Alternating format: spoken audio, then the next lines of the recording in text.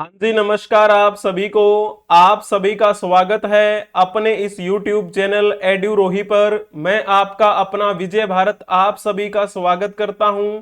जैसे कि आपको पता है, हम डेली करंट अफेयर्स एनालिसिस किया करते हैं विद MCQs। इसी के साथ में हम एक सीरीज चलाया करते हैं आज का इतिहास, इंग्लिश में कहें तो टुडे इन हिस्ट्री, यानी कि आज के दिन इतिहास में क्या घटित हुआ था, उनमें से कुछ महत्वपूर्ण घटनाएं हम कवर करते हैं और उनसे संबंधित मल्टीपल चॉइस क्वेश्चन भी हम कवर करते हैं। हमारी ये जो कक्षा है वो सुबह 6 बजे प्रीमियर लगाई जाती है अपने इस ऑफिशियल यूट्यूब चैनल एड्यूरोही पर। आज 22 मई के दिन आप सभी का स्वागत है इस सुप्रभात सीरीज में। आपको इस कक्षा की पीडीएफ टेलीग्राम चैनल पे मिल जाएगी। आपको सर्च करना है एड्यूरोही 24। जितनी भी क्लासेस आज तक हुई हैं सभी की पीडीएफ प्रोवाइड करवा दी गई हैं टेलीग्राम चैनल पे, और वहां पर आपको डेली एक मल्टीपल चॉइस क्वेश्चन भी मिलता है। और आपसे ये रिक्वेस्ट है कि आप अपने इस यूट्यूब चैनल को सब्सक्राइब कर लीजिए यदि आप नए हैं तो। और जब आप अपने इस YouTube चैनल पे जाएंगे ना, तो वहां पे कम्युनिटी नाम का एक ऑप्शन होगा। उस कम्युनिटी बटन पे क्लिक करेंगे तो वहां पर ढेरों सारे मल्टीपल चॉइस क्वेश्चन आपको मिलेंगे। आप उन क्वेश्चंस को भी अटेम्प्ट करके देखिएगा और बताइएगा कि कितने क्वेश्चन आपके ठीक हुए। आप हमें फॉलो कर सकते हैं Telegram, Instagram, Twitter, x, WhatsApp channel, सभी सोशल मीडिया प्लेटफॉर्म के लिंक आपको डिस्क्रिप्शन में मिल जाएंगे। और यदि आपको किसी प्रकार की कोई क्वेरीज हैं तो आप इस दिए गए नंबर पर संपर्क कर सकते हैं 8307730527। तो अब हम चलते हैं हमारी इस कक्षा के भाग नंबर फर्स्ट पर, यानी कि daily current affairs analysis with MCQs। तो कुछ करंट अफेयर्स की न्यूज हम कवर करेंगे और फिर उनसे संबंधित मल्टीपल चॉइस क्वेश्चन करते हुए चलेंगे। What's happening in Gaza is not genocide, Biden. आपको पता है यूएस के वर्तमान में राष्ट्रपति कौन है? बाइडेन, जोई बाइडेन। तो जोई बाइडेन ने कहा है कि अभी जो गाजा में हो रहा है वह जिनोसाइड नहीं है। जैसे कि आपको पता है इजराइल और गाजा का जो ये काफी लंबे समय से झगड़ा चल रहा है, तो उसी बारे में इजराइल का पक्ष लिया है बिल्कुल बाइडेन ने। US president Joe Biden on Monday slammed the international criminal court prosecutors application for arrest warrants for senior Israeli officials including Prime Minister Benjamin Netanyahu, calling move outrageous। तो जैसे कि आपको पता है वरिष्ठ इजरायली अधिकारियों के लिए गिरफ्तारी वारंट लाया जाए, इस प्रकार की एक एप्लीकेशन लगाई गई थी अंतरराष्ट्रीय आपराधिक न्यायालय में, यानी कि इंटरनेशनल क्रिमिनल कोर्ट में। तो उस कोर्ट में इस गिरफ्तारी के वारंट से संबंधित जो आवेदन किया गया उसकी निंदा की है जोई बाइडेन ने। यानी कि इनका मानना है कि वहां पर कोई भी किसी प्रकार का जिनोसाइड नहीं हो रहा है, और ये बिल्कुल इजराइल के पक्ष में दिखाई दे रहे हैं। US president Joe Biden strongly defended Israel on Monday May 21, यानी कि कल के दिन ही इन्होंने इजराइल का पुरजोर बचाव करते हुए कहा था कि इजरायली सेना गाजा में हमास आतंकवादियों के खिलाफ अपने सैन्य अभियान में नरसंहार नहीं कर रही है। उन्होंने फिलिस्तीन समर्थक प्रदर्शनकारियों की आलोचना को खारिज कर दिया। अब जैसे बात हुई है गाजा की, तो इसी गाजा को ध्यान में रखते हुए एक बड़ा ही प्यारा सा क्वेश्चन मैंने बनाया है आपके लिए। तो उससे पहले आप ये फोटो देख लीजिए, ये कौन है? ये है जोई बाइडेन, है ना। तो अब आप बताएंगे उसी गाजा पट्टी के बारे में जहां पे ये संघर्ष जारी है। बड़ा प्यारा सा क्वेश्चन है, यूपीएससी यूपी पीसीएस लेवल का ये क्वेश्चन है। गाजा पट्टी के स्थान के संदर्भ में निम्नलिखित कथनों पर विचार कीजिए। 3 कथन आपके सामने दिए गए हैं, आपको बताना है कि कौन सा कथन इनमें से ठीक रहेगा। How many of the above statements are correct. तो सबसे पहला पॉइंट पढ़ने का प्रयास करेंगे। गाजा पट्टी की सीमा दक्षिण पश्चिम में मिस्र तथा उत्तर पूर्व में इजराइल से लगती है। तो ये पहला जो पॉइंट है वो बिल्कुल ठीक लिखा हुआ है। Gaza Strip is bordered by Egypt in south west and Israel in north and east. अभी मैप के माध्यम से भी आपको समझाएंगे। दूसरा पॉइंट देख लीजिए, भूमध्य सागर गाजा पट्टी के पश्चिम में स्थित है। तो ये दूसरा पॉइंट भी ठीक लिखा हुआ है, ठीक है ना। Mediterranean Sea is located to west of the Gaza Strip. दोनों ही कथन आपके ये ठीक हैं। तीसरा पॉइंट देखो, जॉर्डन की सीमा पूर्व में गाजा पट्टी के साथ लगती है। क्या ऐसा है? क्या आप कहेंगे जी नहीं, ये तो गलत है। तो पहले जो 2 पॉइंट है वो बिल्कुल ठीक रहेंगे। जिन्होंने बी ऑप्शन टिक किया होगा उनका बिल्कुल ठीक रहेगा। ओनली 1 एंड 2 ठीक रहेगा। अब इस मैप के माध्यम से समझने का प्रयास करेंगे। ये यहां पर आपको दिखाई दे रहा है इजराइल, ठीक है ना। इस इजराइल को अगर थोड़ा सा बड़ा करके देखें तो यहां पर आ जाइए इस मैप में, ये रहा इजराइल।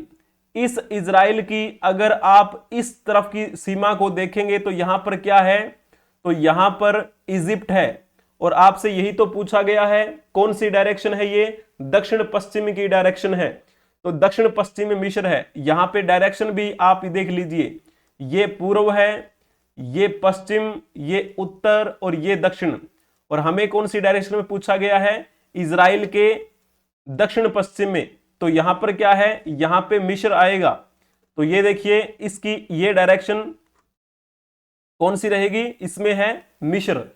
अगर इस गाजा पट्टी के उस साइड में देखा जाए तो यहां पर कौन सी सीमा लगती है? तो इजराइल की सीमा लगती है। जाहिर सी बात है, बिल्कुल ठीक रहेगा आपका। हमें गाजा पट्टी के संदर्भ में बताना है ये पॉइंट। इसी मैप को थोड़ा सा बड़ा करके देखा जाए तो ये रही गाजा पट्टी। गाजा पट्टी के दक्षिण पश्चिम में इजिप्ट है, इसके नॉर्थ में और इसके ईस्ट में क्या है? इजराइल की ही पूरी सीमा है बनी हुई। तो ठीक है, जब हमसे यह पूछा जाता है कि आप तीसरे पॉइंट के बारे में देखो, पहले जॉर्डन की सीमा पूर्व में गाजा पट्टी के साथ लगती है, क्या यह ठीक है? यह ठीक नहीं है। मैंने क्या कहा? यह है आपकी गाजा पट्टी। गाजा पट्टी के साथ में ये इजराइल की बाउंड्री है। इजराइल के इस साइड में आपको देखने को मिलेगा जॉर्डन। डायरेक्ट गाजा पट्टी की सीमा जॉर्डन के साथ नहीं लगती। ये देखो, इस मैप में देख लीजिए जॉर्डन। तो जॉर्डन की जो सीमा है वो इजराइल के साथ लगती है और इजराइल की बाउंड्री जो है वो गाजा पट्टी के साथ में सट रही है ना। तो तीसरा पॉइंट जो है वो गलत लिखा हुआ है। बाकी जो 2 पॉइंट है उनका आपको ठीक टिक कर देना है। और यही तो है आपका भूमध्य सागर। ब्लू कलर में आपको दिखाई दे रहा होगा भूमध्य सागर। ये भूमध्य सागर गाजा पट्टी के कौन सी दिशा में है? पश्चिम दिशा में। तो बिल्कुल ठीक है, दूसरा पॉइंट आपका ठीक हुआ। अब हम चलते हैं सेकंड न्यूज की तरफ। Another mass fish kill in Periyar river in Kerala after suspected effluent release. तो अभी जो हमें देखने को मिला है, केरल की पेरियार रिवर में बहुत सारी मछलियां मरी हुई हमें दिखी हैं वहां पर, ठीक है। तो इसके पीछे क्या कारण रहा उसके बारे में बातें करेंगे। Dead fish was found floating on a large scale on the river from near Pathalam bund and downstream in Ernakulam district. Pathalam बांध के पास और एर्नाकुलम जिले के नीचे की ओर नदी में बड़े पैमाने पर मृत मछलियां तैरती हुई पाई गई। यहां पर ये देख लीजिए, ये हैं मृत मछलियां जो उस नदी में पाई गई हैं, ठीक है ना। जब हम इस नदी की बात कर रहे हैं जिसका नाम क्या है? पेरियार नदी। ये पेरियार नदी बड़ी महत्वपूर्ण नदी है केरल की। यहां पर इसका ये विहंगम दृश्य आप देख पा रहे होंगे। ये अलग फोटो क्लिक की हुई है और ये अलग फोटो क्लिक की हुई है। नदी सेम ही है, पेरियार नदी। इसी पेरियार नदी में ये मृत मछलियां पाई गई हैं। कारण जैसे कि औद्योगिक क्षेत्र वहां पर उसके पास में ही है, एर्नाकुलम जिले में। एर्नाकुलम जिले में एलूर एडियार औद्योगिक क्षेत्र में उद्योगों से जितने भी अपशिष्ट पदार्थ हैं वो इसी नदी में प्रवाहित कर दिए जाते हैं। इंडस्ट्रियल एरिया है वो, और जब अपशिष्ट पदार्थ नदी में छोड़ा जाएगा तो जाहिर सी बात है उसमें रहने वाले जीव जो हैं वो मर जाएंगे, क्योंकि केमिकल उनको क्या है, उनकी बॉडी में जाएगा। तो dead fish was found floating on a large scale on May 21 morning from near the Pathalam bund and downstream. Fishermen involved in cage farming in area such as Chernakular reported loss to the tune of lakhs of rupees। चेरनलूर जैसे क्षेत्रों में पिंजरे में मछली पालन करने वाले मछुआरों ने लाखों रुपए के नुकसान की ये सूचना दी है। भारी बारिश के बाद 20 मई को बांध के शटर खोले जाने के बाद पथलम बांध के पास नदी का इलाका काला हो गया था इन मछलियों की वजह से। तो ये तैरती हुई ऊपर दिखाई दे रही है, बहुत बड़ी बात है ये, और हमें समझना भी चाहिए। हमें जो नदियां हैं उनको साफ करने का केवल नारा ही नहीं लगाना है, उनके लिए काम भी करना है। ठीक है, आपको बहुत सारे ऐसे पर्यावरणविद मिलेंगे जिन्होंने नदियों की सफाई के लिए कार्य भी किया, आवाज भी उठाई, लेकिन कितना उनकी जो आवाज है वो सफल हुई और कितने औद्योगिक क्षेत्र के घराने हैं वो जीत गए। ठीक है ना, ऐसी घटनाएं आपको देखने को मिली ही होंगी। तो यही एक कारण भी है, औद्योगिक क्षेत्र जो है वहां पर बहुतायत मात्रा में देखने को आपको मिलेगा, अपशिष्ट पदार्थ यहां पर छोड़ दिया जाता है। बाकी भी नदियों की बात करते हैं हम, गंगा नदी, यमुना नदी, वहां पर भी तो इसी तरह का है। अब चलते हैं हम एक प्यारे से क्वेश्चन की तरफ। बात हो रही है पेरियार नदी की, जो कि केरल की एक नदी है। उसी पेरियार नदी में मछलियां मृत पाई गई हैं। अब आप ये बताइएगा कि पेरियार नदी के संदर्भ में निम्नलिखित कथनों पर विचार करें और पहचानें कि कौन सा या फिर कौन से कथन गलत हैं। गलत ऑप्शन पे हमें टिक कर देना है। सबसे पहला पॉइंट पढ़िएगा, पेरियार नदी का उद्गम पश्चिमी घाट की शिवगिरी पहाड़ियों से माना जाता है। ये तो ठीक लिखा हुआ है, हमें ये टिक नहीं करना। दूसरा पॉइंट देखो, पेरियार नदी केरल राज्य की सबसे लंबी नदी है जिसकी लंबाई 244 किलोमीटर है। दूसरा पॉइंट भी ठीक लिखा हुआ है, हमें यह भी टिक नहीं करना है। तीसरा पॉइंट देखिए, पेरियार नदी पेरियार राष्ट्रीय उद्यान से होकर गुजरती है और बंगाल की खाड़ी में गिरती है। क्या ये पॉइंट ठीक लिखा हुआ है? क्या आप कहेंगे जी नहीं, ये तो गलत लिखा हुआ है और हमें गलत ही तो टिक करना है। ये बात ठीक लिखी हुई है कि पेरियार नदी पेरियार राष्ट्रीय उद्यान से होकर गुजरती है, लेकिन ये जो लास्ट की बात है ना कि ये बंगाल की खाड़ी में गिरती है, ये बात गलत है, क्योंकि पेरियार नदी बंगाल की खाड़ी में नहीं गिरती, ये अरब सागर में गिरती है। ठीक है ना, तो ये पॉइंट आपको टिक करना था, सी। चौथा पॉइंट देखिए, इडुक्की बांध पेरियार नदी पर बनाया गया है जो केरल में पन बिजली का सबसे बड़ा स्रोत है। तो चौथा पॉइंट भी बिल्कुल ठीक लिखा हुआ है, इडुक्की बांध इसी पेरियार नदी पे है जो केरल की सबसे लंबी नदी मानी जाती है। तो चौथा पॉइंट भी ठीक है। तीसरा पॉइंट गलत था और हमें गलत टिक कर देना था। अभी जैसे बात करते हैं हमें जीवों के बारे में संरक्षण करना चाहिए। अब आज आपको पता है जैव विविधता संरक्षण दिवस भी है। अभी कुछ राष्ट्रीय उद्यान भी बनाए गए हैं भारत में, वन्य जीव अभ्यारण्य भी बनाए गए हैं ताकि जो प्रजातियां हैं उनको संरक्षित किया जा सके। इसी से संबंधित एक प्यारा सा क्वेश्चन बताएंगे आप, निम्नलिखित में से कौन से राष्ट्रीय उद्यान केरल में है? जल्दी से बताएंगे आप सभी। 4 पॉइंट हैं आपके सामने, गुइंडी राष्ट्रीय उद्यान, पेरियार राष्ट्रीय उद्यान, शांत घाटी राष्ट्रीय उद्यान, सिमलीपाल राष्ट्रीय उद्यान, इनमें से कौन से वो उद्यान है जो केरल में है? सबसे पहला अगर हम देखें गुइंडी राष्ट्रीय उद्यान यानी गुइंडी नेशनल पार्क, ये कहां पर है? आप कहेंगे ये तो जी तमिलनाडु में है। तो पहला पॉइंट तो गलत हो गया, मतलब एक तो होगा नहीं। पेरियार राष्ट्रीय उद्यान नाम से ही पता चल रहा है पेरियार, और पेरियार नदी इसी पेरियार राष्ट्रीय उद्यान से होकर गुजरती है, जैसा कि मैंने अभी आपको बताया था। तो दूसरा पॉइंट तो आपका बिल्कुल ठीक रहेगा, यानी कि आपका सी पॉइंट तो हो नहीं सकता। तो एलिमिनेशन मेथड आप यहां पर यूज कर सकते हैं।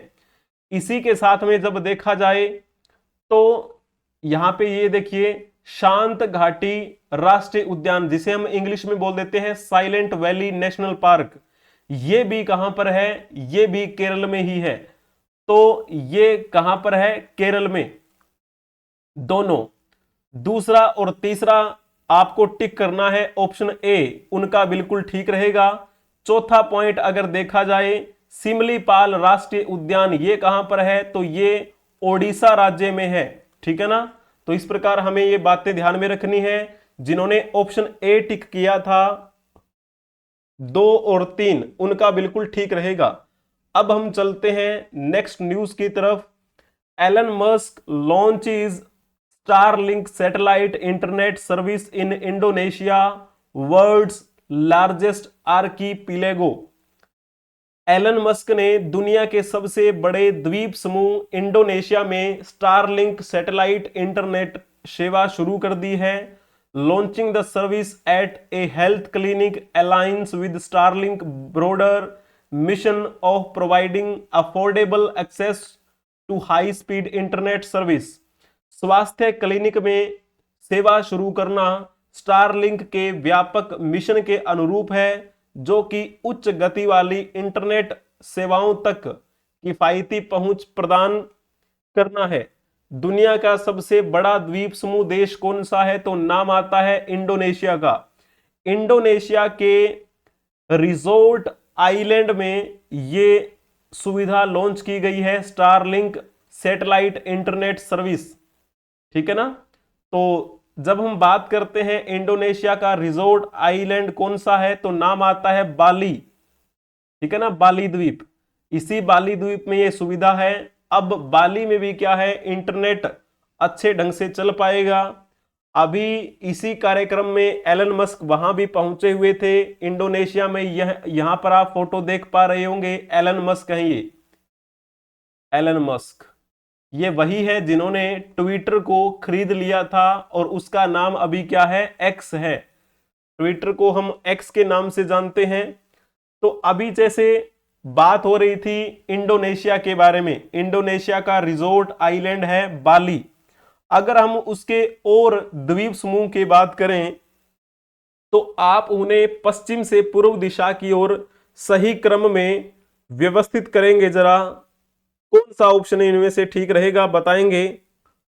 इंडोनेशिया के द्वीप समूहों में पश्चिम से पूर्व दिशा की ओर सही क्रम निम्नलिखित में से कौन सा है?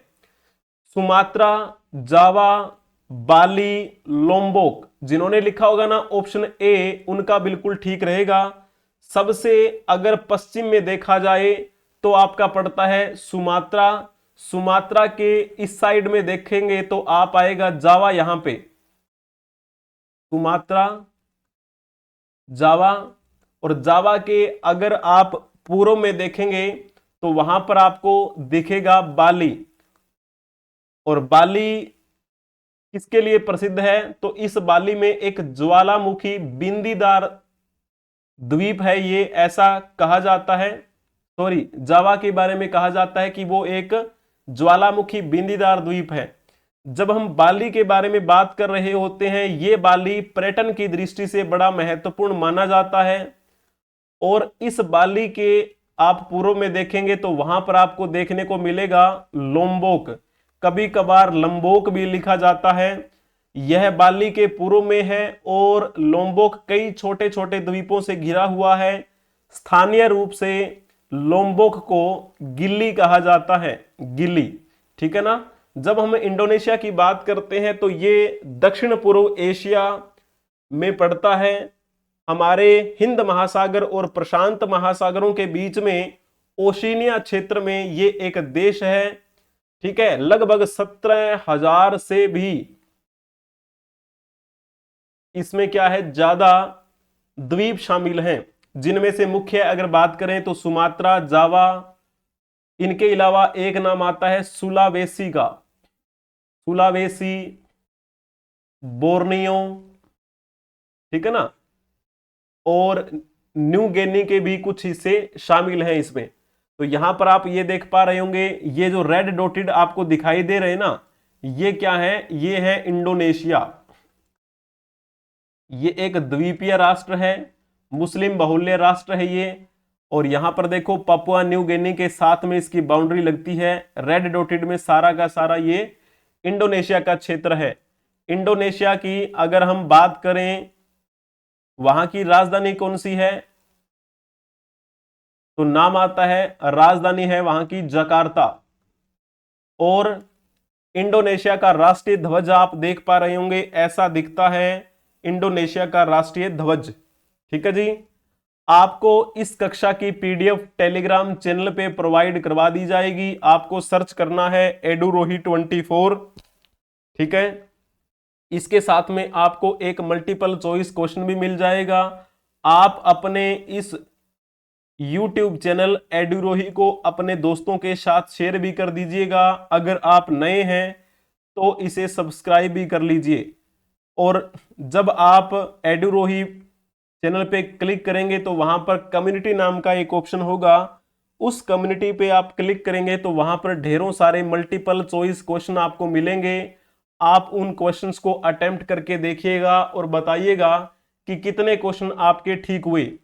अगर आपको ये भाग फर्स्ट पसंद आया है तो इस को लाइक कर दीजिए और चैनल को सब्सक्राइब कर लें, अपने दोस्तों को भी शेयर कर दीजिए। एडुरोही ऑफिशियल अपने इस चैनल का नाम है। अब चलो चलते हैं हमारी इस कक्षा के भाग नंबर दूसरे पर, यानी कि आज का इतिहास सीरीज की तरफ चलते हैं हम। Today in history with MCQs. आज के इतिहास से संबंधित कुछ महत्वपूर्ण घटनाएं हम कवर करेंगे और उनसे संबंधित मल्टीपल चॉइस क्वेश्चन भी हम कवर करने वाले हैं। तो चलिए, आज एक बड़ा महत्वपूर्ण दिवस है जिसे हम क्या बोल देते हैं, विश्व जैव विविधता दिवस। इसे वैसे अगर हम लिखें तो इसे लिखा जाता है कई बार विश्व जैव विविधता संरक्षण दिवस। ठीक है ना, कई बार सिंपल भी लिखा हो सकता है, कई बार विश्व जैव विविधता संरक्षण दिवस भी आपको पढ़ने को मिलेगा। जब आपसे ये पूछा जाए कि विश्व जैव विविधता दिवस प्रत्येक वर्ष कब मनाया जाता है तो इनमें से कौन सा ठीक रहेगा, जल्दी से बताने का प्रयास करेंगे। तो जिन्होंने लिखा होगा ना इसमें 22 मई, उनका बिल्कुल ठीक रहेगा। 22 मई को हर साल विश्व जैव विविधता दिवस मनाया जाता है। इस दिवस को मनाने का मकसद जैव विविधता के मुद्दों के बारे में लोगों को जागरूक करना है और जैव विविधता के संबंधित बातों के बारे में उनको बताना, जैव विविधता क्या है और इनसे संबंधित समझ को विकसित करना, यही तो उद्देश्य है जैव विविधता का। तो जैसे बाकी ऑप्शन क्या लिखे हुए हैं, 21 मई को कौन सा दिवस मनाया जाता है, राष्ट्रीय स्तर का एक दिवस मनाया जाता है, राष्ट्रीय आतंकवाद विरोधी दिवस। आपको पता है 21 मई के दिन ही हमारे पूर्व प्रधानमंत्री राजीव गांधी जी की हत्या हुई थी और उसके बाद में 21 मई को ऑफिशियली राष्ट्रीय आतंकवादी विरोधी दिवस मनाए जाने की घोषणा कर दी गई थी। ठीक है, तो ये पॉइंट हमें ध्यान में रखना है। और जैसे हम बात करते हैं 1 मई के दिन कौन सा दिवस मनाया जाता है, तो 1 मई के दिन अंतरराष्ट्रीय मजदूर दिवस मनाया जाता है। 18 मई को कौन सा दिवस मनाया जाता है, क्या आप बता सकते हैं? तो चलिए कमेंट में बता दीजिए फिर। तो जैसे कि आपको पता है आज 22 मई है। 22 मई के दिन हर साल विश्व जैव विविधता दिवस मनाया जाता है। इस दिन को मनाने से कन्वेंशन, इसके प्रोटोकॉल और उससे संबंधित कार्यवाही रूपरेखाओं के लिए व्यापक समर्थन हमें मिलता है और लोगों को भी जानकारी मिलती है कि जैव विविधता का महत्व क्या है, इसकी रक्षा सुरक्षा कैसे की जानी चाहिए, अगर पुनर्स्थापन की जरूरत हो तो फिर हम किस प्रकार से अपनी महत्वपूर्ण भूमिका निभा सकते हैं। और जैसे इस दिवस को मनाए जाने की घोषणा किसके द्वारा की गई थी, तो यूएन के द्वारा, जिसे हम संयुक्त राष्ट्र बोल देते हैं। जैव विविधता हमने एक शब्द यूज किया है, तो क्या आप ये बता सकते हैं जैव विविधता शब्द किसने गढ़ा था? जैव विविधता, जैव प्लस में विविधता, इसका अगर संधि विच्छेद करें तो ये दो शब्दों से मिलकर बना है। जैव का मतलब क्या होता है? जीवन, और विविधता का मतलब क्या होता है? विभिन्नता, है ना। जब हम हमारी पृथ्वी की बात कर रहे होते हैं, इस पृथ्वी पर बहुत सारे जीवन हैं, यानी कि हर प्रजातियों का जीवन है। पेड़ पौधों की बात करें या फिर जो एक मानव प्रजाति की बात करें, जीव जंतु जो हैं, यानी आप मोटा मोटा ये कह सकते हैं फ्लोरा फोना, फ्लोरा और फोना। स्पेलिंग देख लीजिएगा। फ्लोरा यानी कि जो हमारे वनस्पतियां हैं, वनस्पतियां भी तो जीवन ही है, पेड़ पौधे, ठीक है, जड़ी बूटियां। और जब हम बात करते हैं प्रजाति, जैसे पशुओं की बात करें, मानव प्रजाति की बात करें, और भी कई प्रजातियों की बात करें, है तो सारा जीवन ही। जब हम स्पेसिफिक बात करते हैं, मान के चलो हम बंदर की बात कर रहे हैं, बंदर की भी तो अलग अलग प्रजातियां होंगी ना, उनमें भी विभिन्नता पाई जाती है। और जैसे बात करते हैं पशुओं में, गायों में, तो इसी प्रकार से जो जीवन हमारा इस पृथ्वी पर है उसमें विविधता पाई जाती है, उसमें विभिन्नता पाई जाती है, जिसे हम नाम दे देते हैं जैव विविधता। ठीक है ना, सिंपल सी बात है। पृथ्वी पर जीवन की विविधता यानी कि एक परिवर्तनशीलता, ठीक है ना, तो यही है। अब इस शब्द को सबसे पहले दिया था वाल्टर जी रोसेन ने, और बाकी जैसे पॉइंट लिखा हुआ है उनके बारे में अगर देखें, क्रिश्चियन जॉर्गेनसन थॉमसन कौन है? तो ये वो व्यक्ति हैं जिन्होंने इतिहास को 3 भागों में बांटा था। पहला भाग इन्होंने कहा पाषाण काल, इंग्लिश में कहें तो स्टोन एज। दूसरा भाग इन्होंने कहा कि एक ऐसा टाइम पीरियड भी था जिस टाइम पीरियड में लोग कांसे से बनी हुई वस्तुओं का प्रयोग करते थे, कांसे से बने हुए उपकरण प्रयोग किया करते थे।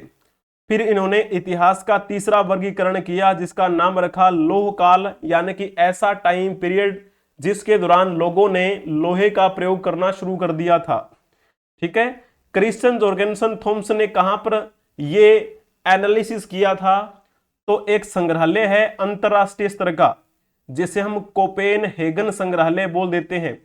ये कोपेनहेगन जो है वो कहां की राजधानी है? तो ये डेनमार्क की राजधानी है। उसी डेनमार्क की राजधानी कोपेनहेगन में अंतरराष्ट्रीय स्तर का एक संग्रहालय बना हुआ है। उसी संग्रहालय में स्टडी की थी इन्होंने। मेटीरियल्स के आधार पे इतिहास को 3 भागों में बांट दिया, स्टोन एज, ब्रोंज एज और आयरन एज। ये पॉइंट कवर हुआ। थॉमस एल्वा एडिशन की बात कर रहे होते हैं तो ये कौन थे? ये वो व्यक्ति थे जिन्होंने बल्ब का आविष्कार किया, है ना, बल्ब का आविष्कार। एडविन एर्नोल्ड ये कौन है? तो ये वो व्यक्ति हैं जिन्होंने एक महात्मा बुद्ध के बारे में पुस्तक लिखी थी, और इन्होंने उस पुस्तक में कहा था कि महात्मा बुद्ध एशिया के ज्योतिर्पुंज हैं। तो जब आपसे ये पूछा जाए कि महात्मा बुद्ध को एशिया का ज्योतिर्पुंज किसने कहा, तो नाम लिख देना इनका, ज्योतिर्पुंज। ठीक है ना, इसमें थोड़ी सी मिस्टेक हो गई है, चलो जी कोई बात नहीं, ठीक कर देते हैं। तो एशिया का ज्योतिर्पुंज महात्मा बुद्ध, ऐसा किसने कहा? एडविन एर्नोल्ड ने। उन्होंने एक पुस्तक लिखी थी द लाइट ऑफ एशिया नाम से। तो चलो जी अब हम देखते हैं 22 मई के दिन जिनकी जयंती है।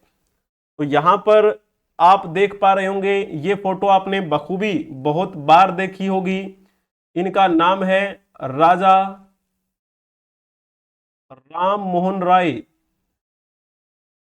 राजा राम मोहन राय का जन्म आज ही के दिन हुआ था। जैसे हम बात करते हैं, इनका जन्म कब हुआ, 1772 की बात है, 22 मई 1772, ठीक है ना। तो इनका जन्म हुआ। पहले मैं आपसे एक प्यारा सा क्वेश्चन पूछता हूं इनसे संबंधित, फिर आप थोड़ा सा बताएंगे और फिर थोड़ा हम एक्सप्लेन भी करेंगे इनके बारे में बातें।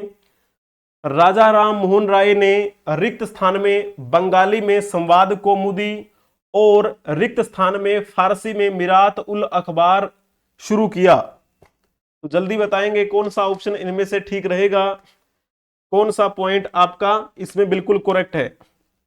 तो जिन्होंने लिखा होगा ना 1821 1822, उनका बिल्कुल ठीक रहेगा। राजा राम मोहन राय ने 1821 में बांग्ला भाषा में संवाद कौमुदी का प्रकाशन शुरू किया था और इसके अगले साल 1822 में फारसी भाषा में मिरात उल अखबार का प्रकाशन शुरू किया। तो जिन्होंने बी ऑप्शन टिक किया है उनका बिल्कुल ठीक रहेगा। राजा राम मोहन राय जो है ना, उनको हम भारतीय पत्रकारिता के अग्रदूत के रूप में जानते हैं। तो भारतीय पत्रकारिता का अग्रदूत किसे कहा जाता है, तो नाम लिख देना राजा राम मोहन राय का। जब हम बात करते हैं इनको राजा की उपाधि किसने दी थी, हालांकि इनका नाम तो राम मोहन राय था, इनको राजा की उपाधि किसने दी थी, तो नाम आता है मुगलों के शासक अकबर सेकंड का। अकबर सेकंड ने इनको राजा की उपाधि दी और इन्होंने कहा कि अंग्रेजों ने मेरी पेंशन कम कर दी है, क्या आप मेरी सिफारिश कर सकते हैं क्या। बाद में फिर इनकी सिफारिश करने के लिए राजा राम मोहन राय इंग्लैंड में गए थे और इस प्रकार से वो घटनाक्रम रहा। जैसे हम बात करते हैं 22 मई 1772 के दिन इनका जन्म हुआ था राधानगर में, और ये राधानगर कहां पे है, तो ये बंगाल में है। और कहा जाता है कि इन्होंने कई भाषाएं सीखी थी, जैसे नाम आता है अरबी भाषा का, इनको फारसी भाषा का भी ज्ञान था। अभी मैंने बताया 1822 में फारसी भाषा में मिरात उल अखबार का प्रकाशन शुरू किया, और इनको अंग्रेजी भाषा का भी ज्ञान था और ये अंग्रेजी भाषा के समर्थक माने जाते हैं, और ये ग्रीक भाषा को भी अच्छे तरीके से समझते थे और हिब्रू भाषा भी इनको आती थी। तो इस प्रकार से कई भाषाओं का इन्होंने क्या किया था, अध्ययन किया। और इनके द्वारा एक ब्रह्म सभा की स्थापना की गई थी, जो कालांतर में ब्रह्म समाज के नाम से जाना गया। तो ये जो ब्रह्म सभा है, इस ब्रह्म सभा की स्थापना कब की गई थी, तो लगभग बात है ये 1828 के आसपास की, जब ब्रह्म समाज की स्थापना की गई थी। ठीक है, बाद में ब्रह्म समाज के नाम से ये प्रसिद्ध हुई, और कहा जाता है कि श्री केशव चंद्र सेन ने भारतीय ब्रह्म समाज भी स्थापित किया। और इस प्रकार से कई और भी पॉइंट अगर हम इनके बारे में लिखें, तो जैसे 1817 में हिंदू कॉलेज की स्थापना की गई। हिंदू कॉलेज की स्थापना कहां पे, तो कोलकाता में इसकी स्थापना हुई थी। और इनसे संबंधित कुछ बातें अगर आपको ध्यान में हो, तो 1825 में इन्होंने वेदांत कॉलेज की स्थापना की थी। वेदांत कॉलेज की स्थापना, ठीक है। ब्रह्म समाज जो इनके द्वारा शुरू किया गया था, उस ब्रह्म समाज ने ब्रह्म बालिका स्कूल और सिटी कॉलेज ऑफ कोलकाता की भी नींव डाली थी। और 1826 में जूरी विधेयक लाया गया था, उसी जूरी विधेयक का भी इन्होंने पूरा विरोध किया था। ठीक है, इस प्रकार से ये राजा राम मोहन राय के बारे में कुछ पॉइंट्स थे। और एक बड़ा पॉइंट रहता है 1829 का, इन्होंने सती प्रथा का उन्मूलन किया था। सती प्रथा का उन्मूलन जब हम बात करते हैं जब सती प्रथा का उन्मूलन किया गया तब कौन से ब्रिटिश अधिकारी यहां पर थे, तो नाम आता है लॉर्ड विलियम बेंटिक का।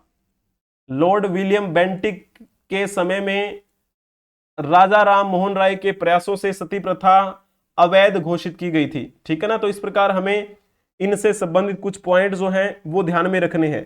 तो चलिए जी, अब हम चलते हैं आज के दिन जिनकी पुण्यतिथि है। तो यहां पर आपने ये फोटो देखी होगी जब आप इतिहास कवर करते हैं। इनका नाम क्या है? इनका नाम है शेर शाह सूरी। किसके लिए प्रसिद्ध रहे? तो ये सूर राजवंश के संस्थापक थे। सूर राजवंश के संस्थापक। तो मैं आपसे एक प्यारा सा क्वेश्चन पूछता हूं शेर शाह सूरी के बारे में, उसके बाद में मैं थोड़ा सा आपको इनसे संबंधित बातें बताऊंगा। शेर शाह सूरी का मकबरा कहां बना हुआ है, ये बताएंगे जरा। शेर शाह सूरी का मकबरा कहां बना हुआ है? जिन्होंने लिखा होगा ना सासाराम, उनका बिल्कुल ठीक रहेगा। सासाराम कहां पर पड़ता है? बिहार में पड़ता है। शेर शाह सूरी की जब बात की जाती है तो इनका टाइम पीरियड कब से कब तक रहा? 1540 से लेकर 1545 तक इन्होंने शासन किया था। और 1545 के आसपास कालिंजर के किले को जीतने के लिए ये गए हुए थे।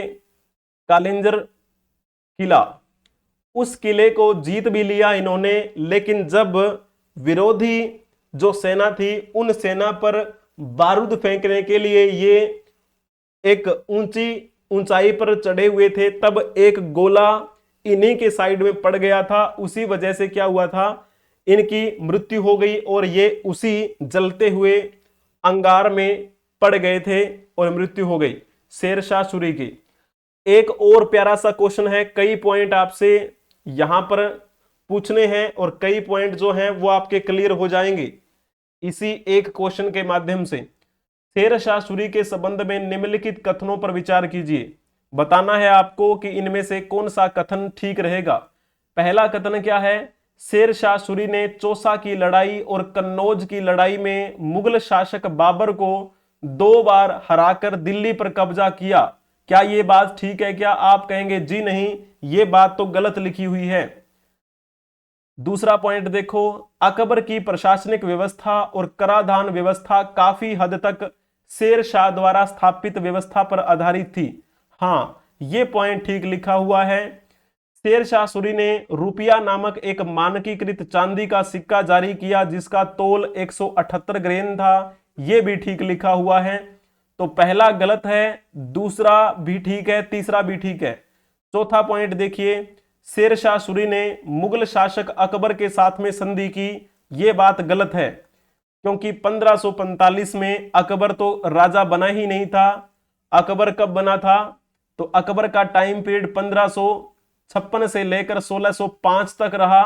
जब हम शेर शाह सूरी की बात करते हैं, शेर शाह सूरी तो बहुत पहले की बात है, यानी कि 1540 से 1545 तक रहे थे। तो कैसे संधि कर सकते हैं? अकबर तो उस समय क्या है, छोटे बच्चे थे। अकबर का जन्म 1542 के आसपास हुआ था। 2-3 साल का बच्चा क्या ही संधि करेगा।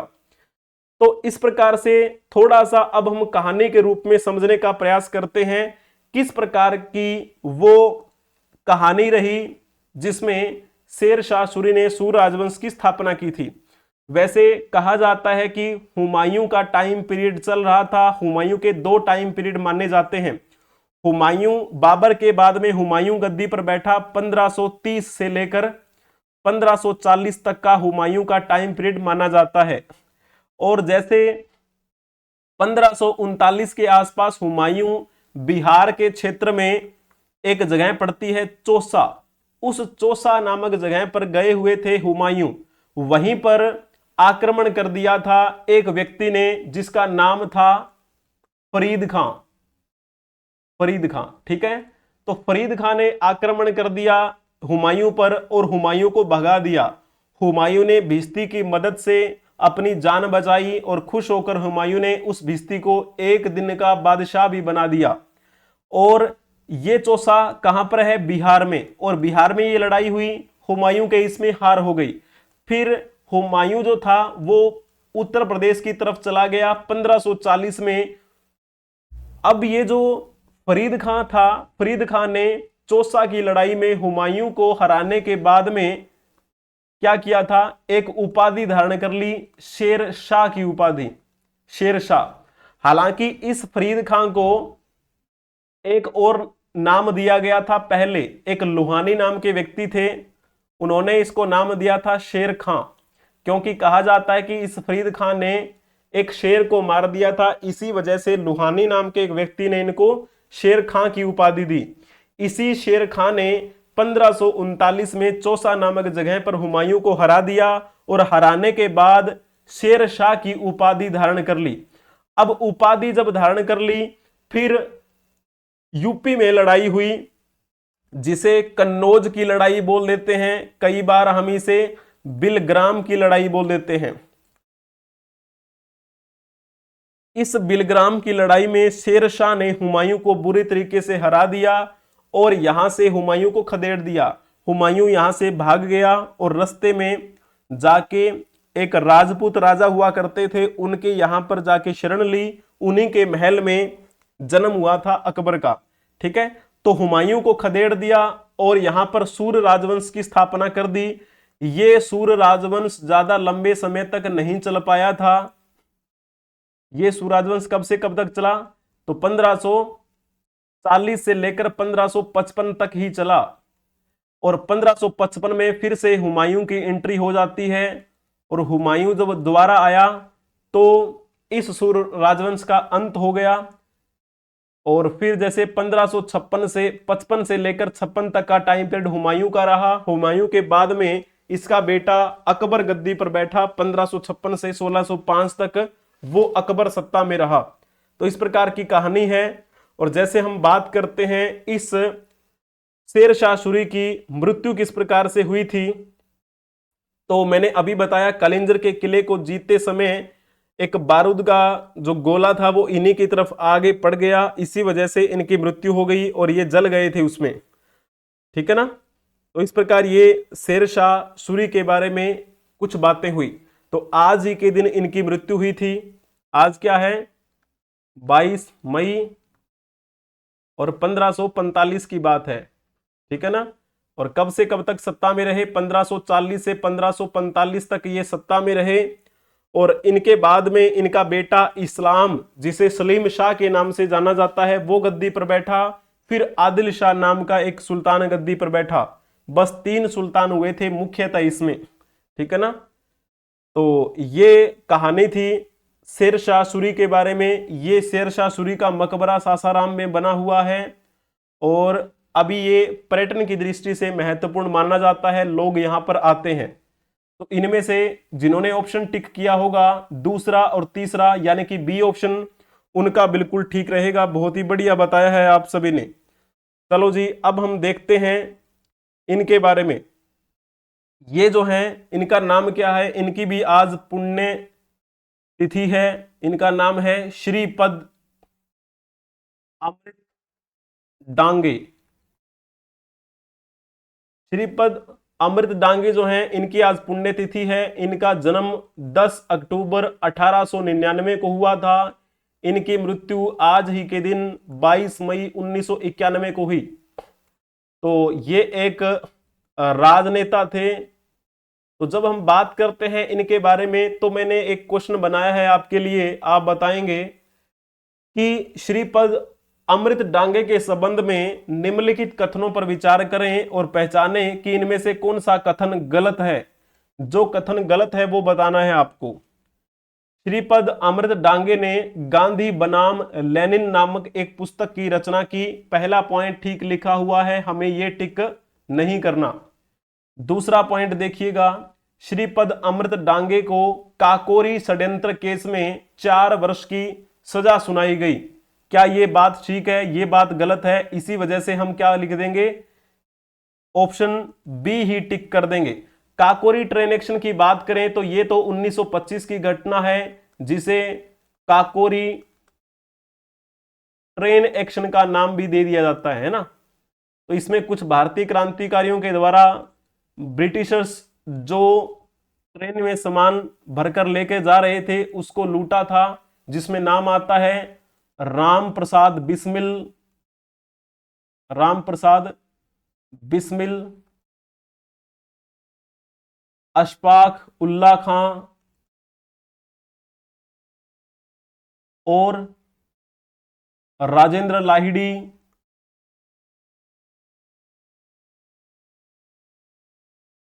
रोशन सिंह, सचिंद्र सान्याल। तो इस प्रकार के ये कई क्रांतिकारी नेता थे जो काकोरी ट्रेन एक्शन से जुड़े हुए थे। इनमें से सचिंद्र सान्याल को उम्र कैद हुई थी और बाकी जो हैं उनको फांसी हुई थी, है ना। तो श्रीपद अमृत डांगे को 4 वर्ष की सजा जरूर सुनाई गई थी, लेकिन किसकी वजह से, तो वो कानपुर षड्यंत्र केस था। कानपुर षड्यंत्र केस में जब मामला चला तो उसमें इनको ये 4 साल की सजा हुई। बाकी जो ऑप्शन है, श्रीपद अमृत डांगे भारतीय कम्युनिस्ट पार्टी के संस्थापक सदस्यों में से थे, ये बात बिल्कुल ठीक है। और चौथा पॉइंट क्या है, भारत में समाजवादी विचारों के प्रचार के लिए द सोशलिस्ट नामक समाचार पत्र का प्रकाशन भी इन्होंने शुरू किया। चौथा पॉइंट भी बिल्कुल ठीक लिखा हुआ है, बहुत ही बढ़िया, ठीक है ना। जब हम कम्युनिस्ट पार्टी की बात करते हैं, जिसे हम सीपीआई बोल देते हैं, सीपीआई के ये संस्थापक सदस्य थे। सीपीआई की स्थापना कब हुई थी, तो आपको पता है कानपुर में ही हुई थी ना। कानपुर कहां है, यूपी में। तो उसके संस्थापक सदस्य रहे थे ये। और इनकी मृत्यु कब हुई थी, आज के दिन 22 मई 1991 को हुई, मुंबई में। ये कहां है, महाराष्ट्र में। जब आपसे पूछा जाए कि सीपीआई की स्थापना कब हुई थी, तो आप कमेंट में बता दीजिएगा, क्योंकि मैंने आपको पहले भी बताया था क्लास में। तो इस प्रकार से आपकी ये क्लास के दोनों भाग संपन्न हुए। आपको पीडीएफ टेलीग्राम चैनल पे मिल जाएगी और एक क्वेश्चन भी आपको वहां पर मिलेगा। अपने इस यूट्यूब चैनल को आप सब्सक्राइब कर लीजिएगा, वहां पर आपको डेली मल्टीपल चॉइस क्वेश्चन भी मिलते हैं। कम्युनिटी बटन पे क्लिक करने के बाद एडुरोही 24 जब आप सर्च करेंगे टेलीग्राम पे, इंस्टाग्राम पे या फिर ट्विटर पे, तो आप अपने इस चैनल को फॉलो कर पाएंगे। किसी भी परीक्षा की तैयारी से संबंधित जानकारी के लिए व्हाट्सएप पर संपर्क कर सकते हैं 8307730527। लाइक करें, सब्सक्राइब कर लीजिए इस चैनल को और अपने दोस्तों को शेयर भी कर दीजिए। Edurohi official. Thank you for watching Edurohi 24। Like, share and subscribe. हम मिलेंगे नेक्स्ट क्लास में, तब तक के लिए जय हिंद, जय भारत, वंदे मातरम।